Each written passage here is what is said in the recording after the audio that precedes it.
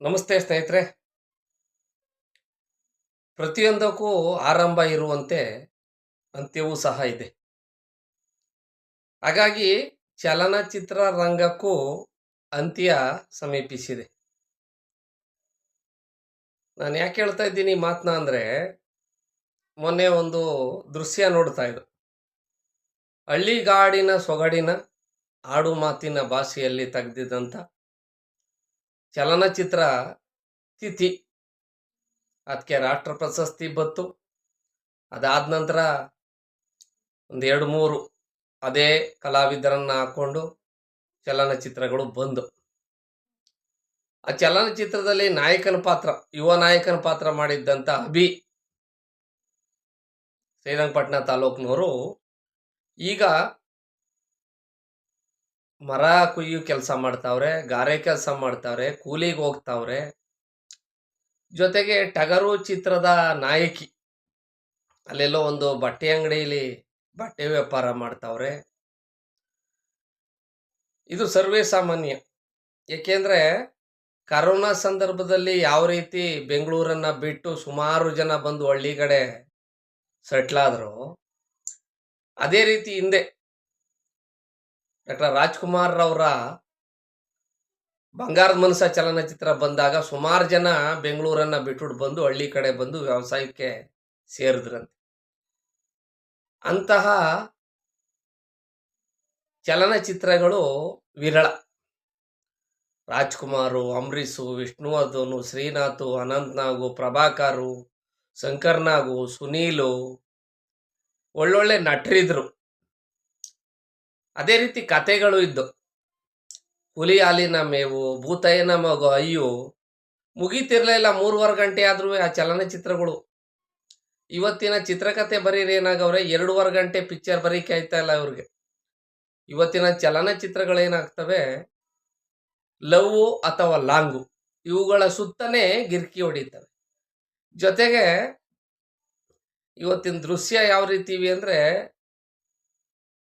ನಾಯಕಿಯ ಮನೆಯದು 4 ಸೀನು, ನಾಯಕನ ಮನೆಯದು 4 ಸೀನು, 4 ಒಡೆದಾಡ್ ಸೀನು, 4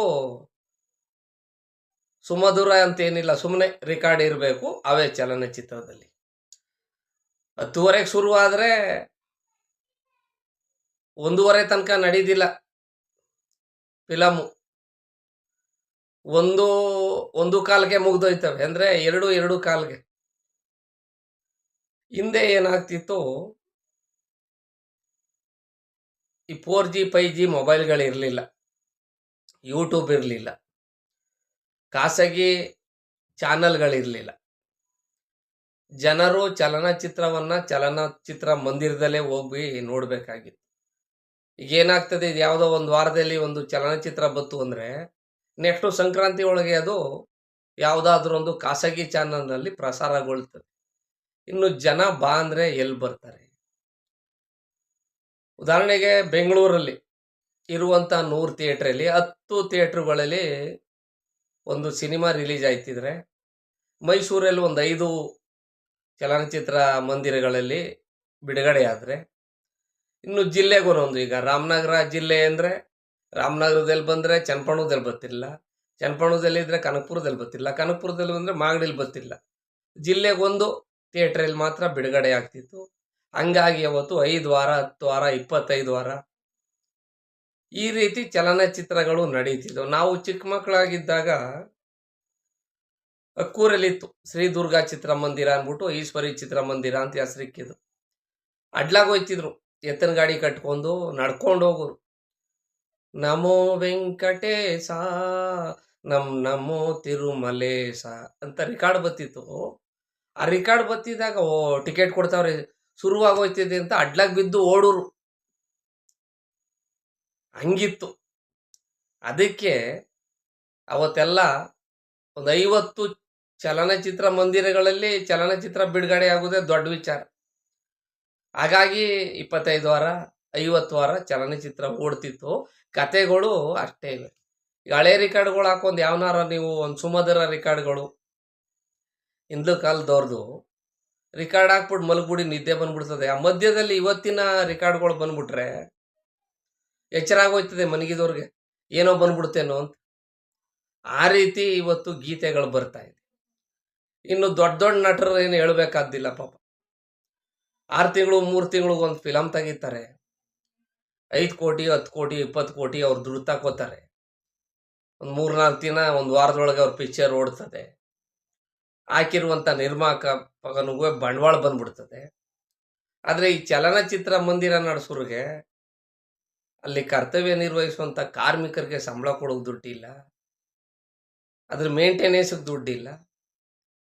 ಅಲ್ಲಿ current bill ಕಟ್ಟೋದಿಕ್ಕೆ ದುಡ್ಡಿಲ್ಲ. ಹಾಗಾಗಿ ಏನು ಮಾಡ್ತಾವ್ರೆ, ಚಲನಚಿತ್ರ ಮಂದಿರಗಳನ್ನು ಮುಚ್ಚಿ ಶಾಪಿಂಗ್ ಕಾಂಪ್ಲೆಕ್ಸು, ಮದುವೆ ಚೌಟ್ರಿಗಳನ್ನು ಮಾಡ್ತಾ ಬರ್ತಾವ್ರೆ. ಇವಕ್ಕೇನು ಬಂಡವಾಳ ಹಾಕೋಂಗಿಲ್ವಲ್ಲ. ಶಾಪಿಂಗ್ ಕಾಂಪ್ಲೆಕ್ಸ್ಗೂ ಒಂದ್ಸಲ ಬಂಡವಾಳ ಹಾಕ್ಬಿಟ್ರೆ ಮುಗಿದೋಯ್ತು. ಮದುವೆ ಚೌಟ್ರಿಗೆ ಒಂದ್ಸಲಿ ಬಂಡವಾಳ ಹಾಕಿದ್ರೆ ಮುಗಿದೋಯ್ತು. ವರಮಾನ ಬತ್ತಾನೆ ಇರ್ತದೆ. ಆದರೆ ಇದರಲ್ಲಿ ಆ ರೀತಿ ಇಲ್ಲ. ಹಾಗಾಗಿ ನಾನು ಹೇಳೋದು, ಪ್ರತಿಯೊಂದಕ್ಕೂ ಆರಂಭ ಯಾವ ರೀತಿ ಇದೆಯೋ ಹಾಗೆ ಅಂತ್ಯವೂ ಸಹ ಇದೆ. ಇವತ್ತಿನ ಹೀರೋಗಳು ಹೀರೋಯಿನ್ಗಳು ಯಾವುದೋ ಒಂದು ಚಿತ್ರದಲ್ಲಿ ಮಾಡಿರ್ತಾರೆ ಅಂದ್ಕೊಳ್ಳಿ, ಅವರೇ ಹೇಳಬೇಕು ನಾನು ಇಂಥ ಪಿಕ್ಚರಲ್ಲಿ ಮಾಡೀನಿ, ನಾನು ಹೀರೋ, ನಾನು ಹೀರೋಯಿನ್ನು ಅಂತ. ಆದರೆ ಆಗಿನ ಹೀರೋ ಹೀರೋಯಿನ್ಗಳು ಹಂಗಲ್ಲ. ಅವರೆಲ್ಲೋ ಬರ್ತಾವ್ರೆ ಅಂದರೆ ಸಾವಿರಾರು ಜನ ಸೇರ್ತಿದ್ರು ಅವತ್ತೇ. ಹಂಗಾಗಿ ಇವತ್ತಿನ ಚಲನಚಿತ್ರಗಳಲ್ಲಿ ಹೂರಣ ಇಲ್ಲ. ಜೊತೆಗೆ ಈ ಮೊಬೈಲ್ ಬಂದು, ಅದರಲ್ಲಿ ಯೂಟ್ಯೂಬ್ ಬಂದು, ವೈಫೈ ಕನೆಕ್ಷನ್ ಹಾಕ್ಸ್ಕೊತಾರೆ ಅಂದ್ಕೊಳ್ಳಿ, ಒಂದು 400-450 ಕೊಟ್ಟು ಒಂದು ಮನೆಗೆ. ಬೇಕಾದವರೆಲ್ಲ ಬರ್ತಾರೆ, ಕೆಲಸದಿಂದ ಬರ್ತಾರೆ, ಕೆಲ್ಸಕ್ಕೆ ಹೋಗೋಕೆ ಬರ್ತಾರೆ. ಈಗ 5G ಮೊಬೈಲ್ ಬಂದಿದೆ. ನಗರ ಪ್ರದೇಶಗಳಲ್ಲಿ ಉಚಿತ ಇಂಟರ್ನೆಟ್ಟು. ಕಿವಿಗೆ ಬ್ಲೂಟೂತ್ ಹಾಕ್ತಾರೆ. 1-1.5 ಗಂಟೆ ಜರ್ನಿ ಇದ್ದರೆ ಒಂದು ಬೇಕಾದ ಚಲನಚಿತ್ರವನ್ನು ಹಾಕ್ಕೊಂಡು ಆರಾಮಾಗಿ ನೋಡ್ಕೊ ಹೋಗ್ತಾ ಇರ್ತಾರೆ.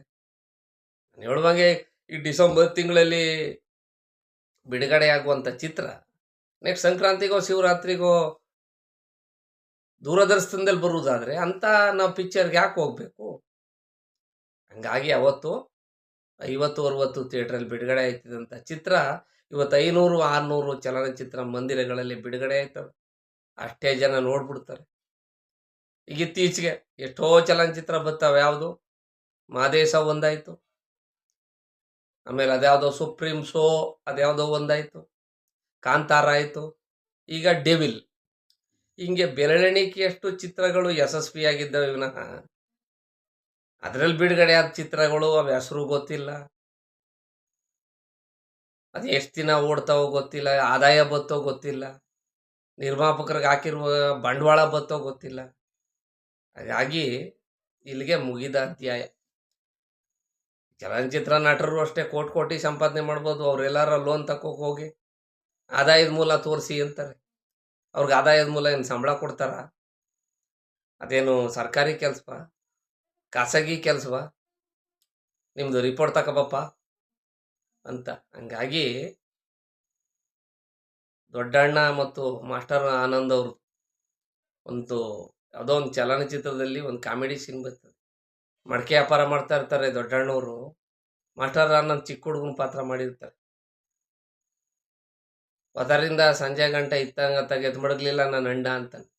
ನಿನ್ನ ಅಂತ ಈ ಕಂಚು ಮುಟ್ಟುನ ಕಾಲದಲ್ಲಿ ಅವು ಮೂಲೆಗೆ ಸೇರ್ಕೊಂಡಿರುವಾಗ ನೀ ಮಣ್ಣನ ಮಡಕೆ ಯಾರು ತಗೊಂಡರು ಅಂತಾರೆ ಮಾಸ್ಟರ್ ಆನಂದ್ರವರು ಹುಡುಗನ ಪಾತ್ರದಲ್ಲಿ. ಆಗ ಆ ರೀತಿ ಆಗಿದೆ ಇವತ್ತು ಚಲನಚಿತ್ರಗಳು. 150 ರೂಪಾಯಿ ಕೊಟ್ಬಿಟ್ಟು ಒಂದು ಚಲನಚಿತ್ರ ನೋಡೋದು ಬದಲಾಗಿ ಅಲ್ಲೆಲ್ಲರೂ 150 ಕೊಟ್ಬಿಟ್ಟು ಒಂದು ಬಿಟ್ಕೊಂಡು ಹೋದ್ರೆ 3-4 ಅವರ್ ಜೂಮ್ ಅಲ್ಲಾರು ಇರ್ತದೆ. ಮನಸ್ಸು ಅನ್ನೋ ಸ್ಥಿತಿಗೆ ಜನಸಾಮಾನ್ಯರು ಬಂದವ್ರು. ಯಾವುದೇ ದೊಡ್ಡ ದೊಡ್ಡ ನಟರಾಗಲಿ, ಯಸ್ಸು, ಸುದೀಪು, ದರ್ಶನ್ನು, ಧ್ರುವ ಸರ್ಜಾ ಇತ್ಯಾದಿಗಳು ಇದಾರಲ್ಲ, ಬೆರಳೆಣಿಕೆಟ್ಟು ಒಂದು 5-6 ಜನ. ಅವ್ರ ಚಲನಚಿತ್ರಗಳು ಅಷ್ಟೇ ವರ್ಷ ದಿನ ಭರ್ಜರಿಯಾಗಿ ಅಷ್ಟು ಪ್ರದರ್ಶನ ಇಷ್ಟು ಪ್ರದರ್ಶನ ಅಂತಾರೆ. ಒಂದು ವಾರದೊಳಗೆ ಅವ್ರ ಬಂಡವಾಳನೂ ಬತ್ತು, ನಿರ್ಮಾಪಕನಿಗೂ ಬಂಡವಾಳ ಬತ್ತು. ಸುಮ್ಮನೆ ಹೋಯ್ತೀವಿ, ಚಲನಚಿತ್ರ ನೋಡ್ತೀವಿ, ಹೊರಗಡೆ ಬರ್ತೀವಿ. ಯಾವುದೇ ಕಥೆಗಳಾಗಲಿ, ಸಮಾಜಕ್ಕೆ ಸಂದೇಶ ನೀಡುವಂಥ ವಿಚಾರಗಳಾಗಲಿ ಇಲ್ಲ. ಹಾಗಾಗಿ ಚಲನಚಿತ್ರಗಳ ಯುಗ ಅಂತ್ಯವಾಗಿದೆ ಅಂತ ಹೇಳ್ತಾ ಎಲ್ರಿಗೂ ವಂದಿಸ್ತೀನಿ. ಜೈ ಹಿಂದ್, ಜೈ ಕರ್ನಾಟಕ.